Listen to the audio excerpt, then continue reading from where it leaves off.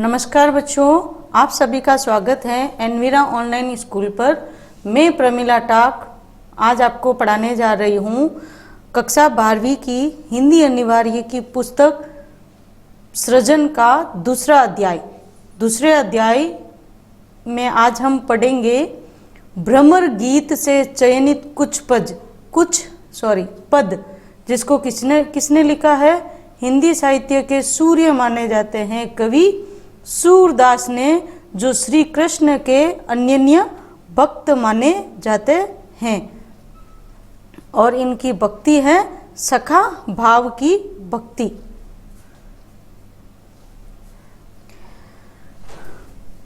इनका जन्म हुआ था, हिंदी साहित्य के सूरदास जी का जन्म हुआ था सन 1483 ईस्वी में दिल्ली के निकट सिही नामक गांव में हुआ था।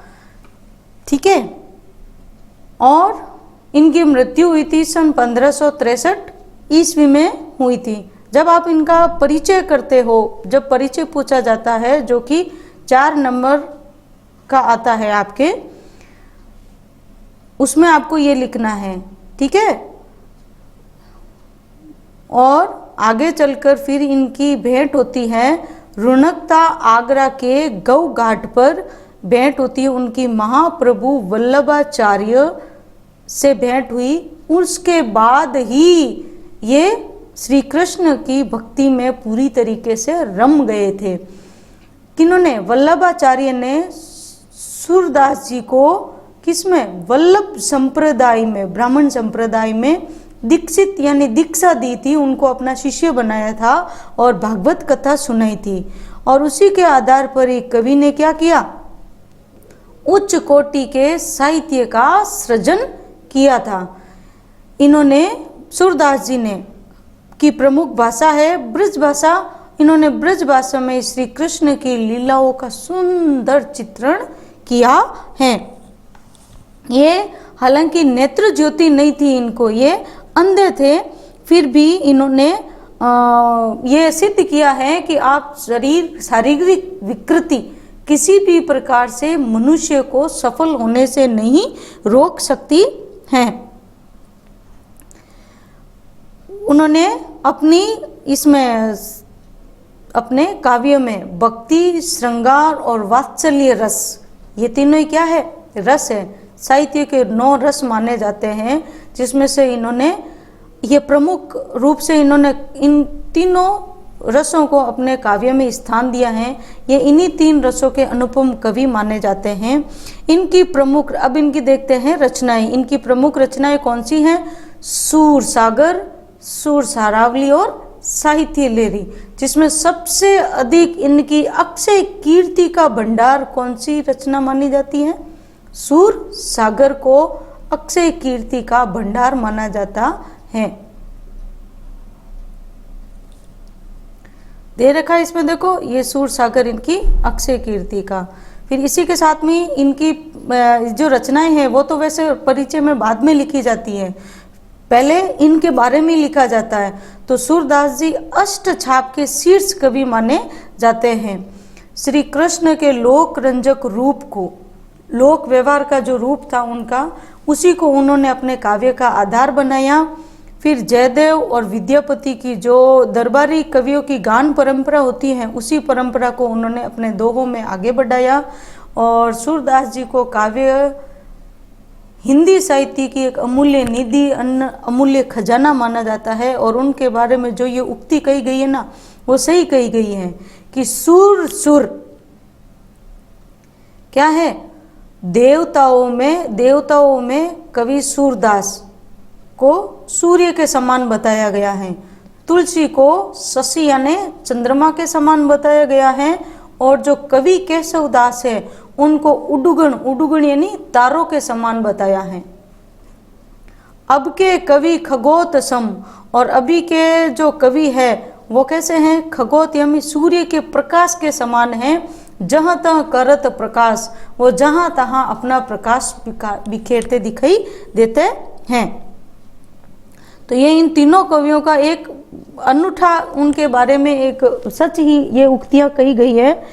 ठीक है, अब आगे देखते हैं जो प्रस्तुत पाठ है। इस पाठ में आपके लिए क्या लिया आया है कि इस पाठ में सूरदास जी द्वारा रचित सूर सागर के कुछ भ्रमर गीत। अब भ्रमर गीत क्यों कहा गया है कि जब श्री कृष्ण मथुरा चले जाते हैं और मथुरा जाने के बाद वो गोपियों से वादा तो करके जाते हैं वापस लौटने का, और वापस नहीं लौटते हैं, और जब गोपियों के लिए योग संदेश भिजवाते हैं उद्धव जी के साथ में, और संयोग से जब गोपियाँ बाग में उनको ढूंढ रही होती है तो वहीं उद्धव जी का भी आना होता है, भ्रमर का भी वो गुंजार करते हुए आना होता है।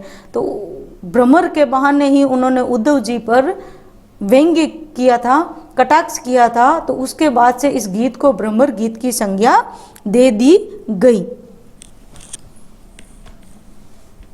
श्री कृष्ण ने, अब इन 6 पदों में क्या है, श्री कृष्ण ने वीर वेदना से व्यथित गोपियों को जब सांत्वना देने तो उद्धव जी को भेजा, और जब उद्धव जी ने उन्हें कहाँ तो प्रेम की उपासिकाएं, कहाँ उन्हें जब उद्धव जी ने निर्गुण ब्रह्म और योग का उपदेश दिया, और वहाँ जब भौरा आता है तो भौरे के बहाने उद्धव जी को जवाब देती हैं, कटाक्ष करती है, व्यंग्य करती है उनके ऊपर, और उनके योग को कैसा बता देती हैं, कड़वी ककड़ी जैसा बता देती हैं। उनके लिए तो मिलन और विरह दोनों ही स्थिति में कौन चाहिए, श्री कृष्ण ही चाहिए, उनसे अधिक लगाव लाभदायक लगता है। और इतना व्यंग्य करती है उनके ऊपर कि उनकी मथुरा को क्या बता देती है, काजल की कोठरी के समान बता देती है। क्यों?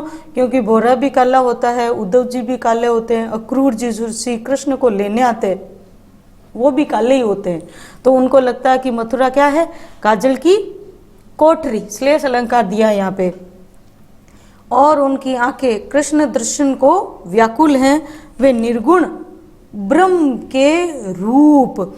जब वो इतना बता ही देते हैं ना कि उद्धव जी से जब ज़्यादा उनको बताती हैं तो वो उनको कह देती हैं कि आपके उस गूंगे बेरे ईश्वर का रंग क्या है, निवास क्या है, यानी कहाँ रहते हैं, माता पिता आदि सभी का वो विवरण जानना चाहती हैं कि अगर यदि आप बता दो तो शायद हम कर ही ले, नहीं तो हम तो ग्रहण करने वाली नहीं है। और श्री कृष्ण को याद दिलाने वाले जो वन और उपवन हैं, लताएं हैं, बेल हैं, यमुना है, वो सभी विरह काल में कैसे लगते हैं, जब संयोग काल जब साथ में थे तो अच्छे लगते थे, और विरह काल होता तो वो सारे कैसे बन जाएंगे, भीषण संतापदायक बन गए हैं। ऐसा वो कहकर उनके ऊपर व्यंग्य करती हैं। आइए पढ़ते हैं उनके कुछ पदों के बारे में जो आपके दिए गए हैं।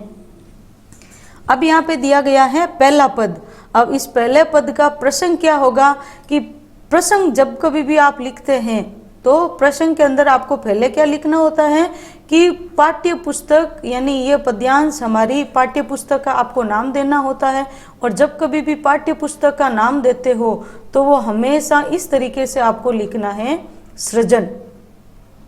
सृजन के अध्याय कौन सा है कि दूसरा अध्याय के सूरदास जी द्वारा रचित भ्रमर गीत से लिया गया है। सूरदास जी द्वारा रचित भ्रमर गीत से लिया गया है।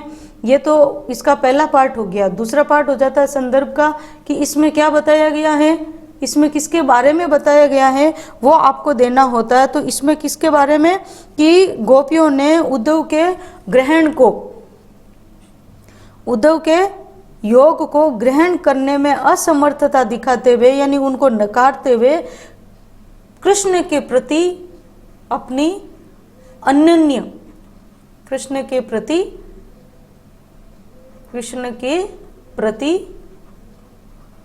अपनी अनन्य भक्ति को या एक निष्ठ के प्रति अपनी एक निष्ठता को व्यक्त किया है। ये इसका क्या हो जाएगा, प्रसंग। आया समझ में आपको? प्रसंग आपको इस तरीके से लिखना होता है। वैसे तो आपको पीडीएफ के रूप में मिल जाएगा, लेकिन फिर भी आपको बता देते हैं।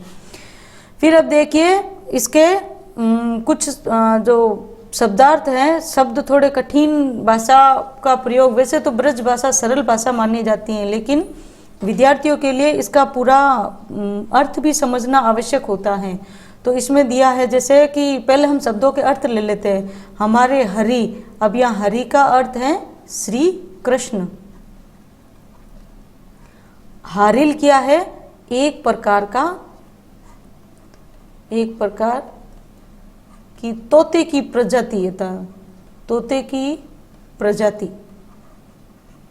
ये पक्षी है एक प्रकार का, जो किसको पकड़े रखता है?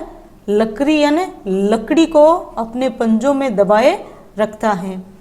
फिर मन का अर्थ होगा मन, वच, क्रम। नंद, नंदन का अर्थ भी यहाँ पे क्या है? श्री कृष्ण ही है। और सो उर यानी हृदय। दृढ़, दृढ़ता से करी पकड़ी यानी पकड़ रखा है। पकड़ी का अर्थ पकड़ना, दृढ़ता से। फिर जागत का अर्थ है जागते हुए, सोवत का अर्थ है सोते हुए, सपने का अर्थ है सपना, और सोतुक का अर्थ होता है हर पल, साक्षात, प्रत्यक्ष में भी। सोतुक का अर्थ है साक्षात। काना, काना का अर्थ है कृष्ण का नाम रटना, कृष्ण कृष्ण। झकरी यानी रटना, कान्हा का ही नाम रटती रहती हैं, उनको ही पुकारती रहती हैं। सुनते ही, सुनते ही। जोग यानी योग। लगत ऐसो, अली का अर्थ होती है भोरा। अब भोरे को संबोधित करके ही कहती है ना, यानी संदेश ले जाने वाला। ज्यों यानी जैसे या जिसके समान, तो यहाँ उपमा अलंकार भी है। कड़वी ककड़ी, करुई का अर्थ है कड़वी और ककड़ी का अर्थ है ककड़ी। सोई यानी आप।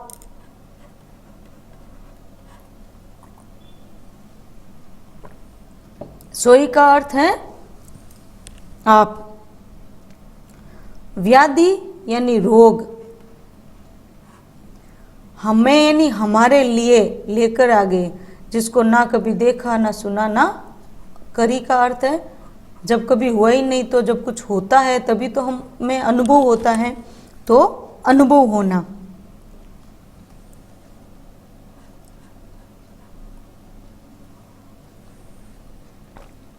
तिन है उन्हें। ले दीजो यानी सौंपना। ये तो आप उन्हें ले जाकर दो या सौंपो जिनके मन चक्री, चक्री यानी चंचल रहते हैं, स्थिर नहीं होते, अस्थिर। चंचल या अस्थिर, ये हो गए इनके शब्दार्थ। अब आइए हम इनकी व्याख्या कर लेते हैं। तो व्याख्या करने के लिए अपने को क्या करना है वो अब अच्छे से समझ लेते हैं कि हमारे हरि हारिल की लकड़ी। अब यहाँ गोपियाँ, जब उद्धव जी उन्हें योग संदेश सुनाते हैं या श्री कृष्ण के समान, श्री कृष्ण का योग संदेश लेकर आते हैं, तो गोपियाँ उनके ऊपर कटाक्ष करते हुए, व्यंग्य करते हुए क्या कहती हैं कि हमारे लिए तो हमारे हरि क्या है, उस हारिल की लकड़ी के समान है, जो क्या करता है, एक लकड़ी को अपने पंजों में दबाए रखता है। किस में दबाए रखता है? पंजों में दबाए रखता है। हारिल पक्षी के समान है, जो अपने पंजों में लकड़ी को हर पल वो पकड़े ही रखता है, उसको छोड़ता नहीं है, नहीं छोड़ता है। हमारे लिए तो हमारे हरि उस हारिल की लकड़ी के समान है, जो अपने पंजों से लकड़ी को एक क्षण के लिए भी अलग नहीं करता है। तो उसी प्रकार हमने भी, जिस प्रकार वो लकड़ी को दूर नहीं करता है, उसी प्रकार हमने भी मन से, वचन से, क्रम से श्री कृष्ण को हमारे हृदय में, यानी श्री कृष्ण के नाम को हमने हमारे हृदय में दृढ़ता से पकड़ रखा है, उनको संजो रखा है हमारे भीतर। तो उसका एक पल के लिए भी हमारा ध्यान नहीं हटता है, श्री कृष्ण से हमारा ध्यान नहीं हटता है। हम तो क्या करती हैं, जागते सोते हुए सपने में भी और साक्षात हम तो हर पल हर क्षण कान्हा कान्हा कृष्ण कृष्ण का नाम ही रटती रहती हैं। हम तो उनके नाम की ही रट लगाई रहती हैं और हमारा तो ध्यान एक पल के लिए भी उनसे नहीं हट सकता है। और सुनते ही योग है उद्धव जी, आपके इस योग संदेश को सुनकर तो हमें ऐसा लगता है जैसे कड़वी ककड़ी को चख लिया हो। जैसे कड़वी ककड़ी को मुंह में लेते ही मुंह का स्वाद कैसा हो जाता है, स्वाद कसेला हो जाता है और उसको तुरंत थूकने का मन करता है। उसी प्रकार आपके इस योग संदेश ने तो हमारा मन कसेला कर दिया है। हे उद्धव जी, आप तो हमारे लिए एक ऐसी व्याधि यानी रोग लेकर आए हो, ऐसी रोग लाए हो जिसको हमने न तो कभी किसी के देखा हो या हुआ, ना हमने कभी इसको सुना है और ना ही हमने कभी इसको अनुभव किया है। सूरदास जी कहते हैं कि भोली भाली गोपियां जो प्रेम की उपासिकाएं थी वो उद्धव जी को कहती हैं कि हे उद्धव जी, आप तो इस योग के रोग की शिक्षा, ये जो योग संदेश है ना, आप उन्हीं को ले जाकर दीजिए जिनके मन कैसे हैं, चंचल हैं या अस्थिर हैं। हम ये इस योग संदेश का हमारे लिए कोई काम नहीं है। तो इस प्रकार ये इसकी व्याख्या हुई। तो इसमें जब अपन इसका विशेष करेंगे तो विशेष लिखेंगे तो विशेष में क्या हो जाएगा, भाषा कौन सी हो जाएगी कि सरल सहज साहित्यिक ब्रिज भाषा है। कौन सी भाषा है, साहित्यिक ब्रिज भाषा।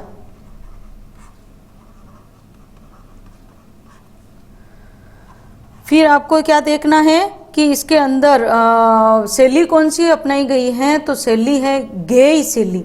जब इनको गा के बताया जाता है ना तो गेय शैली, गान परंपरा को इन्होंने आगे बढ़ाया है तो गेय शैली, ठीक है। और रस कौन सा है इसमें, वैसे तो वियोग श्रृंगार रस है, लेकिन आप केवल श्रृंगार रस लिखोगे तो भी चलेगा। श्रृंगार रस, ठीक है। फिर चौथा पॉइंट आता है कि अलंकारों का। तो इसमें अलंकारों में हमारे हरी हारिल की लकड़ी, इसमें दो अलंकार हैं, अनुप्रास भी है और श्री कृष्ण को हारिल की लकड़ी बताने के कारण हारिल की लकड़ी के समान बताया है। तो जब किसी वस्तु को दूसरी वस्तु के समान बताते हैं तो वहाँ कौन सा अलंकार हो जाता है, देखो अनुप्रास तो है ही है। इस लाइन में आपको इस पंक्ति को लिखना है, आपको इस पंक्ति को ऐसे लिख के फिर लिखना है कि अनुप्रास अलंकार और उपमा अलंकार। कहीं कहीं यहाँ पे इसको रूपक अलंकार भी बता देते हैं, तो वो वहाँ पे भी गलत नहीं है।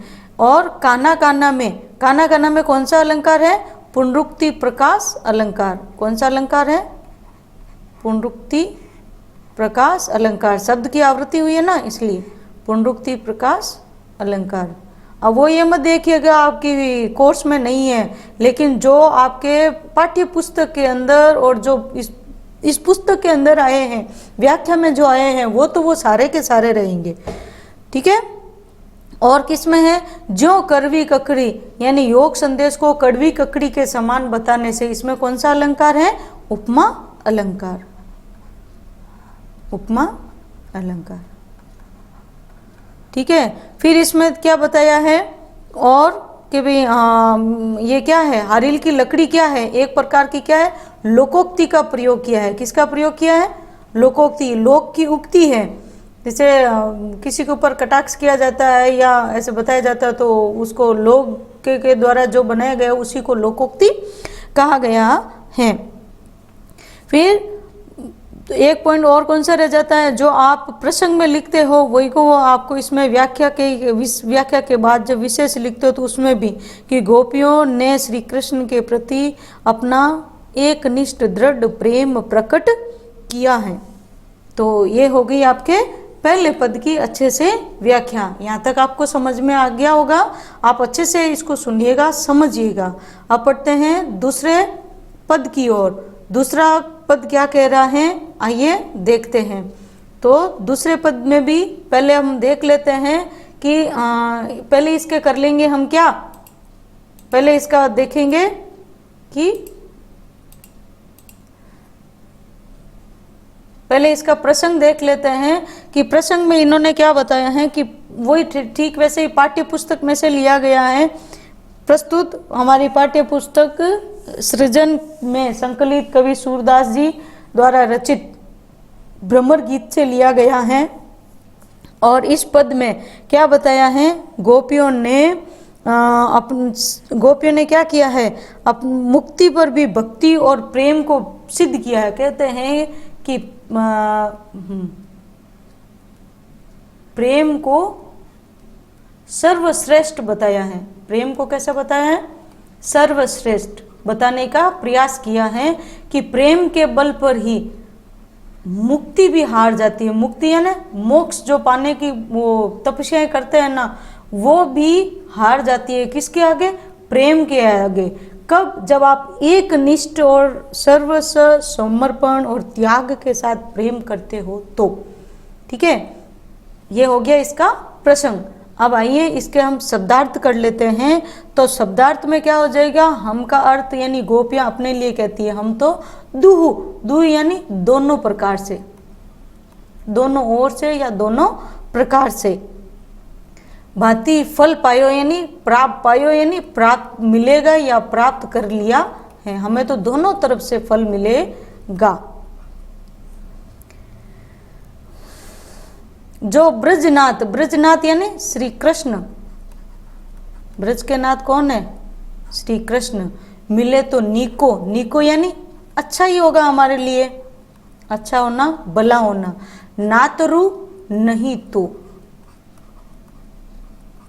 जग जस, जस यानी यश। कह वे गोकुल की गोपी सब, वर्णहीन यानी वर्ण होना, वर्णहीन होना। लघु जाति, छोटी जाति वाली, लघु जाति छोटी जाति वाली, वो निम्न जाति वाली होती है वो। कहाँ वे कमला, कमला यानी लक्ष्मी जी। भगवान श्री कृष्ण को विष्णु का अवतार माना जाता है, तो विष्णु की पत्नी कौन है, कमला। तो कमला के स्वामी संग मिली बैठी एक पाती, पाती है ना पंक्ति में, पाती पंक्ति में। निगम ध्यान, निगम ध्यान का अर्थ होता है आपका वेदों का ज्ञान रखने वाले, वेदों का ज्ञान या एकनिष्ठ वो तपस्या करने वाले, एकनिष्ठ तपस्या करने वाले। अगोचर, अज्ञात या पहुंच से बाहर हो जाते हैं वो, इतनी भारी तपस्याएं करने वाले। और गोश, गोपालकों की बस्ती, गोपालक निवासी, गोश निवासी नहीं, गोपालकों की, हम तो बस्ती वाले हैं, बस भय हो गए। मुनि ज्ञान वही, मुनियों का, ऋषियों का वही। ता यानी उसके ऊपर, उस पर भी, उस पर। अब साच, साच यानी सत्य कहना, साच यानी सत्य कहना।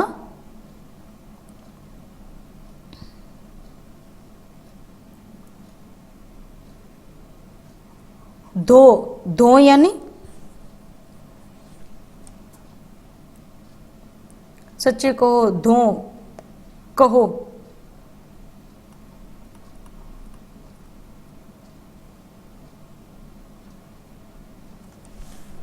मुक्ति कौन, मुक्ति यानी मोक्ष की प्राप्ति करना। और दासी यानी मुक्ति भी किसकी दासी है, हमारे इस प्रेम की। दो का अर्थ होता है कसम लेना, दो का अर्थ होता है कसम लेना। ठीक है, फिर जोग कथा, योग कथा। तो पा लागो यानी तुम्हारे पैर पड़ना, हमारे तुम्हारे पैर पड़ती है। ना कहूँ बारंबार यानी बार बार मत कहो। सुर श्याम, सूरदास जी, श्याम तजी, तजी यानी छोड़कर, छोड़कर। बजे यानी भक्ति करना। ताकि यानी उनकी। छार यानी राख, छार यानी राख, और जननी यानी माता, जननी यानी माता। अब हम इनकी करते हैं व्याख्या करके देखते हैं, इसका भावार्थ करके देखते हैं। भावार्थ करते हैं। भावार्थ में देखो गोपियाँ क्या कहती है, जब उद्धव जी उनके लिए योग संदेश लाते हैं और बार बार जब वो योग की चर्चा करते हैं तो गोपियाँ क्या कहती हैं कि गोपियाँ कहते हैं कि हे उद्धव जी, हमें श्री कृष्ण को से हमने जो प्रेम किया ना, उससे हमें कोई पछतावा नहीं है। क्यों? क्योंकि हमें तो दोनों ही प्रकार से फल मिलेगा। दोनों ही प्रकार से फल कैसे मिलेगा कि यदि हमारे इस निश्चल प्रेम से प्रभावित होकर यदि हमें श्री कृष्ण जी दर्शन दे देते हैं, हमसे मिलने आ जाते हैं, तो हम धन्य हो जाएंगे, हमारे लिए बहुत अच्छी बात है। नातरु नहीं तो, या यदि ऐसा नहीं होता है तो भी इस संसार में हमने उनका यश गाया है और उनसे सच्चा प्रेम किया है, तो हमें तो उसका भी सफल, उसमें भी हम तो सफल हो जाएगी। तो हम तो दोनों ही तरीके से हमारे लिए तो अच्छी बात है। कहाँ वे गोकुल की गोपी कहती हैं कि संसार भी तो देखेगा ना कि हमने कैसा प्रेम किया है, कि हम तो क्या है, भला क्या है, हम तो गोकुल गांव की क्या है, हम तो गोकुल के गांव की गोपियां हैं, ग्वालिन हैं। कहाँ तो हम दूध छाछ बेचने वाली, कहाँ हम दूध छाछ मक्खन बेचने वाली हैं, और कहाँ वो कृष्ण उच्च जाति के, सब वर्णहीन, हम तो कैसी हैं, वर्णहीन यानी छोटी जाति वाली हैं, हम तो ग्वालिन हैं सारी। तो हम तो कहाँ वे, हम छोटी जाति वाली गोपियां, और कहाँ वो कृष्ण उच्च जाति के, कहाँ वो कृष्ण उच्च जाति के जो किसके हैं, लक्ष्मी के स्वामी कहलाते हैं, उच्च जाति के हैं। उन्होंने क्या किया है, संग मिली बैठी एक पाती, और उन कृष्ण ने तो हमें भी एक ही पंक्ति में बिठाया है। उन्होंने तो हमारे ऊपर बहुत बड़ी कृपा की है। और अब बताइए कि जिनको पाने के लिए, जिन श्री कृष्ण को पाने के लिए अध्ययन करता है, जो मुनि ऋषि मुनिजन है, ऋषि है, तपस्वी है, जो सब कुछ छोड़कर एक अज्ञातवास में चले जाते हैं, वो भी निगम ध्यान है, जो बड़े बड़े वेदों के ज्ञान रखने वाले हैं, अध्ययन करते हैं, वो भी उनको प्राप्त नहीं कर पाते हैं। जिनको पाने के लिए ये सब कौन, वेदों का ज्ञान रखने वाले मुनिजन तपस्वी अज्ञात हो जाते हैं, उनको पाने के लिए इतना प्रयास करते, तपस्या करते हैं, वो कौन, श्री कृष्ण भय यानी हो गए गोश निवासे, कहाँ हमारे गोपालक की बस्ती वाले बन गए हैं। वो हमारे लिए कहाँ आकर रहे, हमारे लिए गोपालकों की बस्ती में आकर हमारे बीच में रहे। क्यों रहे भला? क्यों? क्योंकि हमने क्या किया है, उनसे प्रेम किया है। तो केवल गोप गोपियों की भक्ति के कारण ही हुआ ना, कि कोई और तो कारण नहीं था। ता ऊपर अब साच कहो, अब तो आप सच सच बताई दीजिए। अब तो आपको कुछ तो ज्ञान हुआ ही होगा कि आप जैसे ज्ञानी जन भी, आप उनको पाने के लिए निरंतर प्रयास करते हो। किसको पाने के लिए प्रयास करते हो? आप मुक्ति को पाने के लिए, मुक्ति यानी मोक्ष को पाने के लिए आप प्रयास करते हो। तो आपको उसी मोक्ष की कसम है। अब आप ही बता दिए, वो मोक्ष भी किसकी दासी है, वो मुक्ति भी किसकी दासी है, वो भी किसकी है, भक्ति की ही दासी। भक्ति क्या, प्रेम की ही दासी है। अब चाहे प्रेम कैसा करो, भक्त के रूप में करो या पूरे उसके अब पूरी तरीके से उसमें डूब के करो, वह तो एक ही बात है। और हम ब्रजवासी तो प्रेम और भक्ति के ही उपासक माने जाते हैं। तब आप ही बताइए, हमें तो मुक्ति भी नहीं चाहिए। क्यों? क्योंकि जब हम श्री कृष्ण को प्रत्यक्ष ही देखना चाहती हैं, जब उनका प्रत्यक्ष हमारे साथ में रहने का, हमें उनके साथ रहने का अवसर मिला है, उनके साथ रहे हैं, तो हमें भला मुक्ति नहीं चाहिएगी। ठीक है। अब तो जोग कथा पा लागो उद्धव, हे उद्धव जी, हम तुम्हारे पैर पड़ती हैं, हमें बार बार ये आपका ना कहूँ बारंबार, हमें बार बार आपका ये योग संदेश मत सुनाइए। और हम तो पूरी तरीके से ये स्पष्ट कर देती हैं कि ये योग संदेश हमारे लिए किसी काम का नहीं है। हम श्री कृष्ण को छोड़कर किसी और की उपासना नहीं करेगी। क्यों, कैसे? सूरदास जी कह रहे हैं कि सुर श्याम तजी और बजे। सूरदास जी कहते हैं कि श्याम यानी जो श्री कृष्ण को छोड़कर, श्री कृष्ण को छोड़कर यदि कोई अन्य की भी उपासना करेगा, भक्ति करेगा, तो वो अपनी माता को कैसा बनाएगा? वो अपनी माँ को कैसे, उनकी माँ को कैसे के समान बना देंगे? राख के समान। किसके समान? राख के समान तुच्छ बना देगा। राख के समान तुच्छ बना देना। तो हमें तो ऐसा अपयश नहीं लेना है। इस प्रकार गोपियों ने क्या किया है? अपने तीखे व्यंग्य और सहज तर्क दिए हैं। अब उन गोपियां प्रेम से पूरित निश्चल प्रेम, निस्वार्थ प्रेम करने वाली थी, तो उनके इस प्रेम भरे जो व्यंग्य ये कटाक्ष बाण होते हैं ना, उनके सामने योगी ज्ञानी उद्धव जी भी निरुत्तर रह जाते हैं। फिर उनके सामने वो कुछ भी बोल नहीं पाते हैं। तो इसकी भाषा कैसी हो जाएगी? जब विशेष करेंगे तब सरल है, सहज है, साहित्य ब्रिज भाषा है। इसमें व्यंग्यात्मक और तर्क वितर्क का, अब यहाँ पे गोपियों, उद्धव जी का तो कहीं तर्क अपने को दिखाई नहीं देता है, तो इससे यहाँ गोपियों का वाक चातुर्य में सिद्ध होना दिखाई दे रहा है। अब यहाँ पे ताकि जननी छार, इस कथन के माध्यम से गोपियों ने श्री कृष्ण के प्रति अपना दुख और शोक, दुख प्रकट किया है। वियोग श्रृंगार रस तो है ही है, और यहाँ पे दोनों हाथों में लड्डू, ये वाली यहाँ पे पंक्ति या उक्ति यहाँ पे चरितार्थ हो रही है। ये हो गया आपका क्या? दूसरा, आप अगर आप देखेंगे तो अलंकार कौन से हो जाएंगे आपके? अनुप्रास अलंकार के अलावा इसमें कहीं और मुझे अलंकार नजर नहीं आ रहा है, तो आप यहाँ पे इतना मत कीजिएगा। संस्कृत शब्दावली का यानी तत्सम शब्दों का या तद्भव शब्दों का प्रयोग तो हुआ ही है, ठीक है। अब बढ़ते हैं हम तीसरे पद की ओर। अब तीसरे पद में क्या बताया गया है वो हम अच्छे से देख लेते हैं। दूसरा पद तक तो आपको अच्छे से समझ में आ गया होगा। अब हम तीसरा पद देखते हैं। तीसरे पद के पहले अपन क्या पढ़ेंगे, क्या देखेंगे? शब्दार्थ। तो शब्दार्थ के लिए पहले अच्छे से शब्दार्थ से पहले अपन क्या देख लेते हैं? इसका प्रसंग। तो इसका प्रसंग क्या हो जाएगा? प्रसंग प्रस्तुत पद, हमारी पाठ्य पुस्तक वही सृजन से लिया गया है। सृजन से सूरदास जी द्वारा रचित भ्रमर गीत से लिया गया है। इसमें गोपियों ने उद्धव जी के या उन सभी के काले रंग पर कटाक्ष किया है। काले सबको मथुरा को भी काजल की कोठरी बताकर उन सबके ऊपर कटाक्ष किया है। किस पे? क्या किया है? कटाक्ष करना। कटाक्ष को दूसरा अर्थ होता है व्यंग्य करना, ठीक है। अब इसके अर्थ देख लेते हैं। बिलग यानी अलग, बिलग यानी अलग, और बुरा भी होता है।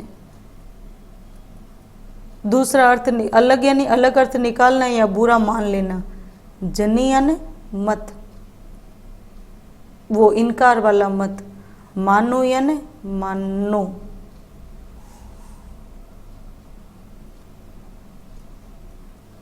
मानना। वो उद्धव प्यारे, हे उद्धव जी। वह मथुरा क्या है? काजर की कोठरी। काजर की कोठरी यानी, अब यहाँ पे इसके दो अर्थ लिए जाएंगे। एक तो काला होना, एक है दूषित या कलंकित। दूषित या कलंकित। तो इसमें यहाँ कौन सा है? श्लेष अलंकार। जब दो अर्थ लिए जाते हो एक ही शब्द के, तब एक से अधिक भी होते हैं, पर यहाँ पे क्या है? श्लेष अलंकार है। ये दो अर्थ लिए गए हैं। जे आवही, आवही यानी जो भी आता है। कारे यानी काले। अब यहाँ इस काले के भी दो अर्थ हैं। एक तो काला रंग, और दूसरा है आपके ये दूषित वाला। कौन सा हो जाएगा? दूषित वाला। तुम कारे, तुम भी काले। सुफलक सूत या सुफल जी के यहाँ पे आया है अक्रूर जी। किसके लिए आया? अक्रूर जी, जो वहाँ से कंस के द्वारा बहुत ज़्यादा होते हैं, तो वहाँ से वो बलराम और श्री कृष्ण को लेने आते हैं, मथुरा से लेके जाते हैं। कारे, सब काले। मधुप, मधुप का अर्थ क्या है? भौरा। मधुप का अर्थ है भौरा, और भंवारे भोरे जैसा, यानी भौरे भी काले और तुम सब भी भौरे के जैसे काले, ऐसे। ठीक है। या फूल से फूल जो मंडराने वाला होता है ना, भंवारे, भंवारे यानी मंडराने वाला भी होता है, कहीं कहीं इसको भंवारे, जो भंवराता रहता है वो इस फूल से इस फूल पे मंडराता रहता है, जो वो भंवारे। ठीक है। फिर तिन के संग, उनके संग अधिक छवि, छवि यानी शोभा। उपजत, उपजत यानी लगती है या दिखाई देती है, या पाना।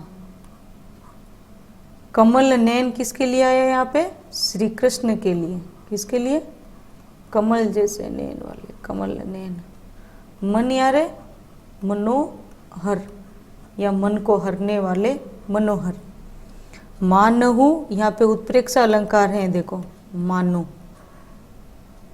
नील, नील यानी आप समझते ही हो जो काले रंग की मिट्टी होती है, जो नील की माट जैसे होती है ना, वो ऐसे वस्त्र भी रंगते हैं, या एक बड़े वाले मिट्टी का जो बर्तन भी होता है उसको ये रंग, या बर्तन। माटते, काडे, काडे यानी निकालना, क्या सभी को एक ही माट से निकाला गया है, ऐसे निकालना। और जमुना, जमुना यानी यमुना नदी, जमुना का यमुना नदी। जाय, पखारे, पखारे यानी धोना, पखारे यानी धोना। ता गुण, वही गुण। श्याम भई, हमें तो लगता है उसी गुण से क्या हो गया है? श्याम भई, काली हो गई ये है, सांवली होना। वैसे तो श्याम वो भी आता, उनके लिए भी सांवली है ना, और काली हो गई है, होना, हो गई होना। ठीक है। कालिंदी यानी यमुना, कालिंदी किसके लिए है? यमुना भी कैसी हो गई है? काली। उन सभी को नील के माट से निकाल के यमुना नदी में सोया, तो उन सभी के गुण से क्या हो गई? यमुना नदी भी कैसी हो गई? सांवली यानी काली हो गई है। सुर श्याम गुण न्यारे, और जबकि हमारे श्री कृष्ण तो उन सभी के गुणों से अलग हैं, सबसे न्यारे यानी निराले। ठीक है। अब हम इसकी क्या कर लेते हैं? व्याख्या कर लेते हैं। व्याख्या करेंगे तो देखिए, अब गोपियां क्या कहती हैं? जब वो ज्ञान सिखाने आए उद्धव जी पर, अब सीधी सी बात है, प्रेम की उपासिकाओं को ज्ञान नहीं भाता है, तो वो क्या करती है? व्यंग्य क्या करती है उनके ऊपर कि है उद्धव जी, हम जो भी कह रहे ना उसका आप बुरा मत मानना। बिलग जनी मानहूँ उद्धव प्यारे, हे प्यारे उद्धव जी, आप हमारी इन बातों का बुरा मत मानना, हम जो भी कह रही हैं। हमें तो ऐसा लगता है कि वह मथुरा काजर की कोठरी, हमें तो लगता है कि वो मथुरा गांव नहीं, एक काजर की कोठरी के समान है। क्यों? क्योंकि जय आवही ते कारे, जो भी वहां से आता है वो सभी क्या है? काले ही काले हैं। तुम कारे यानी तुम भी काले। सुफलक सूत, जो बलराम और श्री कृष्ण को लेने आए अक्रूर जी, वो भी कैसे? काले। और कौन है? और हमारे ऊपर मंडराता हुआ ये भौरा भी कैसा है? काला है। कारे मधुप भंवारे, ये मंडराने वाला भौरा भी कैसा है? काला है। ठीक है। सब काले ही काले। सच तो ये है कि वो मथुरा क्या है? काजल की कोठरी है, जो वहां से जो भी आता है सब काले काले दिखते हैं। और उन सभी कालों के बीच में, तुम सभी काले लोगों के बीच में, तो हम तीन के संग, उन सभी के संग, सब काले काले रंग के हैं, तो उनके संग अधिक छवि उपजत, इनके साथ तो हमारे रत्न जैसी कांति वाले, अधिक छवि वाले, कमल नैन, कमल के समान नेत्र धारण करने वाले श्री कृष्ण तो कैसे हैं, मथुरा के काले लोगों में, यानी तुम सभी के बीच में बहुत ही अधिक क्या है, उनके बीच ही रहने योग्य हैं। क्यों? क्योंकि वो तुम्हारे पास में जाकर वो भी कैसे हो गए हैं, काले मन वाले हो गए हैं, जो उन्होंने हमारे लिए ये योग संदेश भेजा है। ऐसा लगता है कि जैसे मानो हूँ मानो, उत्प्रेक्षा अलंकार है यहाँ पे। कौन सा अलंकार है? उत्प्रेक्षा अलंकार। जब संभावना की जाती है, अब यहाँ पे गोपियों ने भी संभावना की है कि इन सभी काले लोगों को कहाँ से निकाला गया है, नील माट ते काटे। ऐसा लगता है कि नील, जैसे नील की माट से निकाल कर तुम सभी को ले जाकर, ऐसा लग रहा है जैसे यमुना नदी में ले जाकर क्या किया है, पखारे, यानी धोया है, तुम सभी को धोया गया है। इसी के कारण तो, किसी कारण, इस सभी के कारण तो, या उन सभी के गुणों के कारण तो क्या हो गई है, तागुन श्याम भई कालिंदी। कालिंदी यानी हमारी यमुना नदी भी कैसी हो गई है, बहुत ही काली या सांवली हो गई है। और सूर श्याम, सूरदास जी कहते हैं, गोपियाँ कह रही हैं कि हम तुम्हारे श्याम यानी श्री कृष्ण की, या हमारे उन अनन्य प्रेमी की, श्री कृष्ण के गुणों का तो कहाँ तक वर्णन करे, वो तो तुम सब से भी कैसे हैं, निराले हैं। तब यहाँ पे क्या किया है, उद्धव जी के श्याम वर्ण पर, या वहां से जो भी मथुरा से आया है ना, उन सभी के किसके ऊपर, श्याम वर्ण के ऊपर, काले रंग के थे ना, इसलिए श्याम वर्ण के ऊपर क्या किया है, व्यंग्य किया है या कटाक्ष किया है। ठीक है, तब इसका विशेष क्या हो जाएगा, विशेष का जब अपन पहला बिंदु करेंगे तो इसका पहला बिंदु हो जाता है कि भाषा साहित्य एक ब्रजी है, और शैली भी कैसी है, गेय शैली है, गाते हुए बोलती है ना वो भी, इसलिए गेय है, व्यंग्यात्मक कह सकते हैं। ठीक है, और फिर इसमें क्या हो जाएगा, काजर की कोठरी, एक प्रकार से ये लोकोक्ति भी है। ठीक है, क्या है, लोकोक्ति का भी प्रयोग किया है। और काजर की कोठरी में और कार्य में क्या है, श्लेष अलंकार है। कौन सा है, क्या लिखना है आपको, काजर की कोठरी और काले में कौन सा अलंकार है, श्लेष अलंकार का प्रयोग किया गया है। वही कमल नैन यानी कमल जैसे नेत्रों वाले, कौन है, श्री कृष्ण, कमल के नेत्रों के समान, कमल के समान जिनके नेत्र हैं, तो वो कौन है, तो यहाँ पे कौन सा होगा, उपमा अलंकार। कौन सा होगा, उपमा अलंकार। ठीक है, और क्या लिखना है आपको, लगभग इसका हो गया। देखो विशेष के तीनों चारों पॉइंट हो ही गए हैं। अगर आप इस तरीके से लिखेंगे तो आपके बहुत ही अच्छा प्रभाव जाएगा, किन के ऊपर, एग्जामिनर के ऊपर, जो जांचकर्ता होते हैं ना, उनके ऊपर। ठीक है, तो ये हो गया आपका तीसरा दोहा, कंप्लीट हो गया। यहाँ पे पूरा अच्छी तरह से समझ में आ गया ना आपको। अब बढ़ते हैं अपन चौथे दोहे की तरफ। किसकी तरफ, चौथे दोहे की तरफ। चौथे दोहे में क्या करना है, या आपका चौथा दोहा, तो इसका प्रसंग क्या हो जाएगा, चौथे दोहे का प्रसंग जब अपन देखेंगे तो इसका प्रसंग है अपने चौथे दोहे का प्रसंग क्या है, गोपियों ने क्या किया है, श्री कृष्ण के उस रूप का ही दर्शन करना चाहती हैं, या श्री कृष्ण के प्रति अपने एकनिष्ठ प्रेम को। जब आपको कहीं दूसरा नहीं आता ना, तो गोपियों का तो श्री कृष्ण के प्रति एकनिष्ठ प्रेम, आप अन्य अपनी प्रेम को व्यक्त किया है, आप ये लिखो तो भी मान्य हो जाता है। अब इसके देखिए, इसका शब्दों के अर्थ देख लेते हैं। अखियाँ हरि, अखियाँ यानी आंखें, हरि श्री कृष्ण, दर्शन दर्शन, भूखी यानी भूखा होना या लालसा रखना, लालसा रखना। ठीक है, कैसे रहे, कैसे रहे का फिर रूप रस राची, यानी रूप रस राची यानी आनंद देने वाली, आनंद देने वाली। ये बत्तियां, बत्तियां यानी बातें। सुनी या रूखी, रूखी यानी रूखा होना, अब उनमें आनंद नहीं होना, बिना आनंद के। रूखा यानी बिना आनंद के, आनंद नहीं आता वैसे वो। अवधि यानी समय,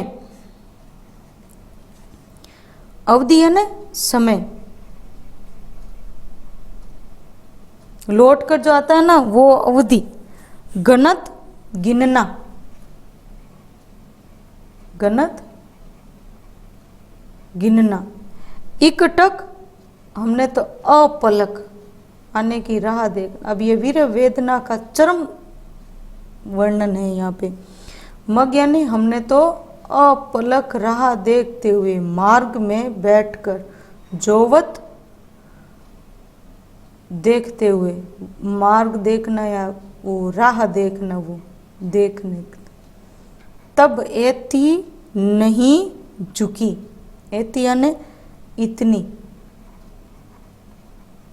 एति यानी इतनी नहीं झुकी यानी झुंझलाना। हम उनकी एक टक राह देखते हुए भी नहीं झुंझलाती हैं। झुंझलाना या शुद्ध या दुखी होना, शुद्ध या दुखी होना। अब इन जोग संदेश न सुनो। जोग संदेश का वही है आपके योग संदेश, योग संदेश। उदो अति अकुलानी, अकुलानी यानी व्याकुल होना, दुखी होना। व्याकुलन, व्याकुल होकर दुखी हो रही हैं। बारक यानी एक बार। वह मुख फेरी यानी फिर से, फेरी फिर से।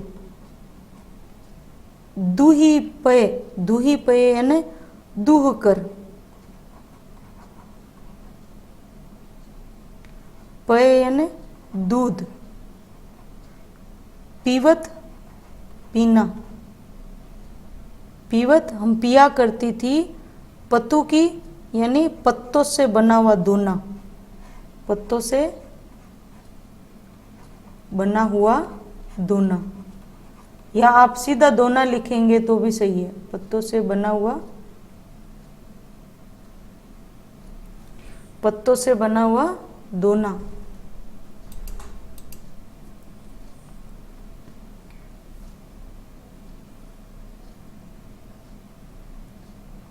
आप सीधा दोना लिख देंगे तो भी सही है। हम दोने, दोने से ऐसे वो, ठीक है। फिर सुर का सूरदास जी है। सिकत, सिकत यानी रेत या बालू रेत होती है ना वो, नाव। हटी यानी बल से, हठपूर्वक या बल से। नाव चलायो, नाव को चलाना था। ये सरिता, सरिता यानी नदी। अब यहाँ किस लिए लिया है? गोपियों का हृदय। यहाँ सरिता कौन सी है? सरिता के लिए गोपियों का हृदय।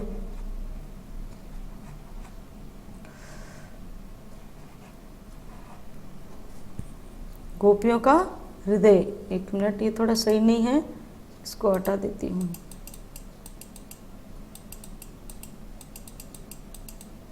गोपियों का हृदय।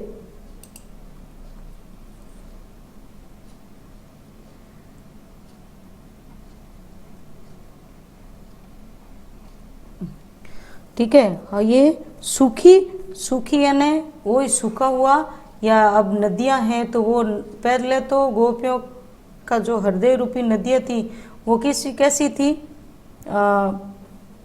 प्रेम से पूरित थी। और अब ये कैसी हो गई है? रूखी हो गई है। कैसी हो गई है? रूखी हो गई है। तो सूखने का मतलब जल से रहित, जल से रहित। ये क्या हो गई है? अब तो रूखी हो गई है। तो अब हम इसकी क्या कर लेते हैं? व्याख्या कर लेते हैं। तो व्याख्या जब करेंगे तब ये ले लेते हैं। गोपियां उद्धव के विवेक पर तरस खाती है, क्योंकि उद्धव को ज्ञान नहीं है कि हम तो प्रेम की उपासिकाएं हैं, फिर भी ये हमें योग संदेश बार बार सुनाए जा रहे हैं। तो वो शायद उनको लगता है कि ये तो ज्ञानी है या योग के ज्ञाता हैं, तो वो उस पर तरस खा जाती हैं। फिर भी कहते हैं क्या, बुद्ध जी कहते हैं उद्धव आप कैसे हो, आप अभी तक समझ नहीं पाए हो, आपको क्या लगता है कि हम में ये योग संदेश भाएगा? बिल्कुल ही नहीं। वो अपना मत यहाँ प्रकट कर रही है। क्या कह रही है कि अखियां हरि दर्शन की भूखी, हमारी आंखें तो हमारे प्रिय श्री कृष्ण के दर्शन की ही लालसा लिए हुए हैं। उन्हीं के दर्शन की भूखी यानी उन्हीं के दर्शन की लालसा लिए हुए हैं। जब तक वो नहीं आएंगे तब तक इनको चैन या आनंद या नहीं मिलेगा। इनकी भूख आपके इस योग संदेश से नहीं मिट सकती है। कैसे रहे हम, भला कैसे रह सकती हैं? कल तक जो ये आंखें किस में डूबी रहती थी? रूप रस राची। कल तक जो श्री कृष्ण के अनुपम स्वरूप के रस में डूबी रहती थी, आनंद देने वाली बातों में डूबी रहती थी, अब तो ये कैसी लग रही हैं ये बत्तियां सुनी रूखी।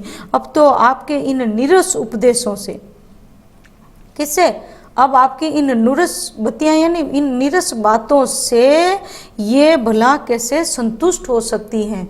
रुखी यानी बिना आनंद के, या निरस जो रस नहीं, जिन बातों में रस नहीं होता है वो। तो अब तक तो ये श्री कृष्ण के आनंद देने वाले स्वरूप का दर्शन किया करती थी, और कहाँ आपकी ये निरस बातें, आपकी ये निरस योग वाली बातें इनको शांत नहीं कर सकती हैं। जब हम श्री कृष्ण के, ठीक है, तो हम तो श्री कृष्ण के लौटने का ही इंतजार कर रही है। कैसे कि अवधि यानी जब वो यहाँ से गए थे तो हमें समय बताकर गए थे कि वो इतने समय में वापस लौट आएंगे, और इसीलिए तो हमने तो उस समय को अवधि गणत इकटक मग जोवत, तो हमने तो उस अवधि को अपलक मार्ग में राह देखते हुए हमने एक एक दिन गिना है, और टकटकी लगाए उनके आगमन के मार्ग की राह देखी है। और देखती रहती थी ना, तब बेती नहीं झुकी, तब भी ये इतनी झुंझलाई नहीं थी, दुखी नहीं हुई थी, परेशान नहीं हुई थी। अब तो आपकी ये इन बातों से बहुत ज़्यादा परेशान हो गई हैं, शुद्ध हो गई हैं। आज आपके इन योग संदेश को सुनकर, यानी अब इन योग संदेश न सुनो हे उद्धव जी, आपके इस योग संदेश को सुनकर तो उस समय एक अपलक राह देखी, तब भी इतना परेशान नहीं हुई थी, दुखी नहीं हुई थी। आपके इस योग संदेश ने इनको बहुत अधिक व्याकुल कर दिया है, दुखी कर दिया है। अब इनमें भी दर्द होने लग गया है। अब आप इन योग और ज्ञान के उपदेशों को देना बंद कर दीजिए। हमें ये योग संदेश, अब आपका योग संदेश या ज्ञान नहीं सुनना है, ठीक है। हमें तो बस बारक व मुख फेरी दिखाओ, हमें तो एक बार, हमें हमारे किसका, फिर से एक बार वह मुख, एक बार श्री कृष्ण के मुख को फिर से दिखा दो, या उनके दर्शन हमें करा दीजिए, जिनका क्या करती थी हमें, जिन्हें हम पत्तों के दोनों से, यानी जिनका हम दोनों में दूध दूकर जिनके मुख के दर्शन का आनंद लिया करती थी, दुई पह यानी दूध दूकर पिया करती थी। हमें तो बस एक बार उन्हीं श्री कृष्ण के दर्शन या उन्हीं श्री कृष्ण का मुख एक बार हमें दिखा दो, ठीक है। तो सुर सिकत हटी नाव चलायो, हे सूरदास जी कहते हैं कि वीर की मारी, वीर व्यथा की मारी गोपियाँ उद्धव जी से कहती हैं कि हम तो जब उनसे मिलकर रसमय लीलाएं और क्रीड़ाएं किया करती थी, तो हे उद्धव जी आप अपनी इस योग की नाव को, सिकत हटी नाव चलाए, आप अपनी इस योग की नाव को एक हमारी इस सूखी हुई नदियों में चलाना चाहते हो, तो ये संभव नहीं है। हमारा हृदय तो कैसा है, सूखी सरिता हो गई है, ये तो रेत की नदी हो गई है, इसमें आपके योग की नाव नहीं चल सकती है। आप ऐसा प्रयास मत कीजिए। हमारे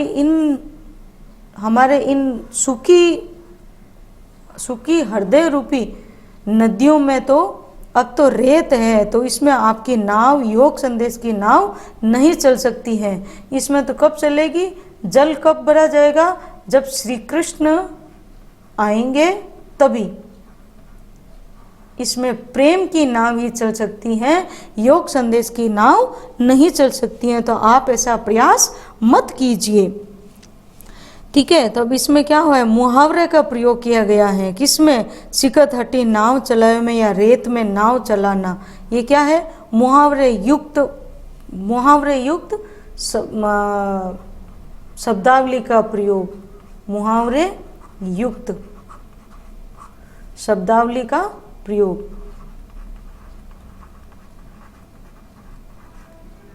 मुहावरे युक्त शब्दावली का प्रयोग किया गया है। ये इनकी सूरदास जी की एक अद्भुत ही छटा है, इसलिए इनको अष्टछाप के कवि कहा जाता है। और गोपियों की वीर व्यथा का वर्णन हुआ है। एक और कौन सा हो जाएगा? गोपियों की वीर व्यथा का वर्णन। ये विशेष में तो आपको लिखना ही लिखना है, ठीक है। और बाकी भाषा आपकी कौन सी है? ही है ब्रिज भाषा है ही है। आप ये भी लिख सकते हो मुहावरे युक्त ब्रिज भाषा, ये भी लिख सकते हो। आपको लिखने का अंदाज आना चाहिए, आपकी लेखन शैली को देखो। 10वीं तक आप अलग से लिखते आ रहे थे तो वो चलता है। 12वीं की जो आप अपने शब्दों का भी देखेंगे, शब्द चयन थोड़े अच्छे होने चाहिए, ठीक है। तो हरिदर्शन की बुकी या इसके माध्यम से, बाकी अगर इसके अंदर अलंकार देखा जाए तो अलंकार केवल और केवल अनुप्रास अलंकार ही है, इसके अलावा कोई अलंकार नहीं है। तत्सम और तद्भुत शब्दों का भी प्रयोग किया गया है। तो यहाँ तक हो गया, आपका चौथा पद भी पूरा होता है। आपको अच्छे से सुन के समझना है, ठीक है। आगे का हम पढ़ेंगे, पार्ट 2 में पढ़ेंगे। तो तब तक के लिए आपको क्या करना है? आपको समय को यूं ही नहीं गंवाना है। आपके विद्यालय कब खुलेंगे इसका अभी भरोसा नहीं है, तो आप इसी से बैठकर समय का सदुपयोग कीजिए। समय एक बार चला जाता है तो वो पुनः लौटकर नहीं आता है। तो अच्छे से बने रहिए, साथ में समझिए, ठीक है। इसी के साथ ही धन्यवाद, बेस्ट ऑफ लक।